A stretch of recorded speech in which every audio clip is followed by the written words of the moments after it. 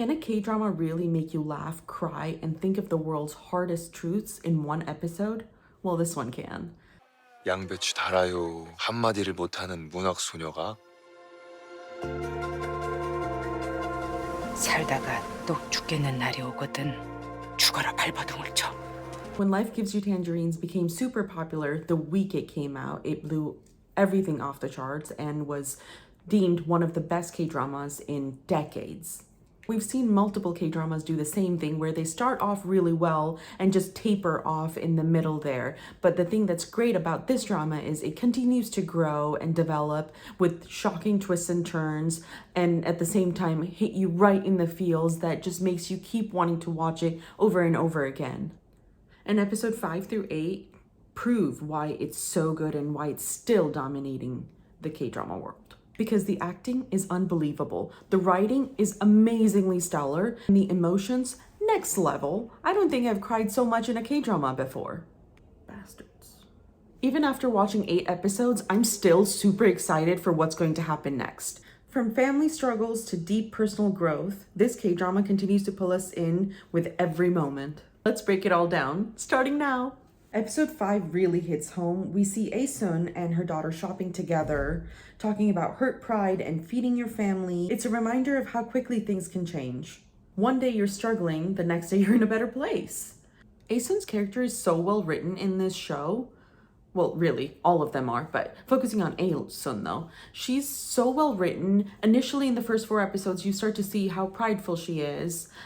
She has a lot of self-respect and doesn't really want to change at all for anybody. And then her family grows, she gets married, her family grows, and at this time they're not really doing so hot. And she feels like there's more important things than her pride.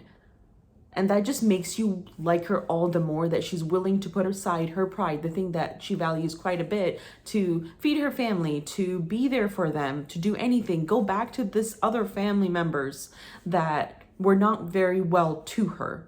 And then there's Gail-suk. What a partner, right?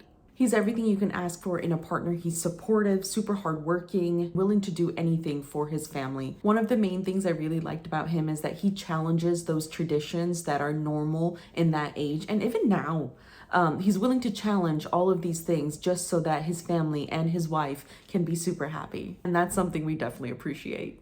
Episode 5 brings in a lot of great things, the nice things about summer, the possibilities, the endless laughter. On the other hand, episode 6 is all about grief and loss. Episode 6 brought some really emotional moments. We see Aesun and her family deal with a huge loss, and the conversation with her mom about surviving. It's so raw and real. Episode 6 brings so many painful things to the forefront. For example, one of the main questions, when you lose someone, are you only supposed to have 4 days, 5 days, a week max to mourn them, and then you have to pick yourself up and get ready and go to work and go on your life? And how is that possible? How can you move forward that easily when you lose someone? Asking these very painful questions is one of the reasons this show is so popular. And one of the best moments in this episode was when Steelheart, Gail-suk, who's been this tough, indestructible figure, finally cracks, and it's one of the most painful things to watch. It just shows that even the strongest people have a breaking point. The next episode is all about the difficulty of changing others.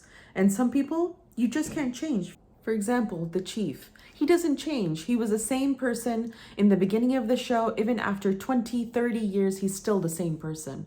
I love that they show some people just don't change. Some people don't grow and develop. On the other side, though, we see major development with Aesun's daughter, and you see her go to the Seoul National University, which is supposed to be one of the best universities in Seoul and super hard to get into, but she also battles these snobby little rich girls that don't want her to be there, and they're trying to make themselves feel better because she's from a poor family. I didn't know this. It also shows that you're not allowed to tutor in Seoul, which I find really crazy. I didn't realize that was a thing. Maybe it isn't a thing anymore. This episode, for the most part, was about Aesun's daughter, how she deals with all of these snobby girls and tries to maneuver the place of rich people. She has no money. That also hinders her from going abroad to different opportunities as well. Also, how some people will take advantage of the fact that you don't have a lot of money to make you do things that you feel are morally wrong. And this is where you're truly tested, like, okay, do I take the easy route or the hard route? Talk about drama. I love that this show doesn't shy away from showing how difficult it can be to maneuver the societal expectations. And in episode 8, we see the humor really shining through. Aesun's daughter has a boyfriend. Aesun's daughter has a boyfriend who's kind of like her father, and the way he gets dumped multiple times, hilarious. But also it's that moment when you realize how much the younger generation mirrors the old one. It's like mother, like daughter, right?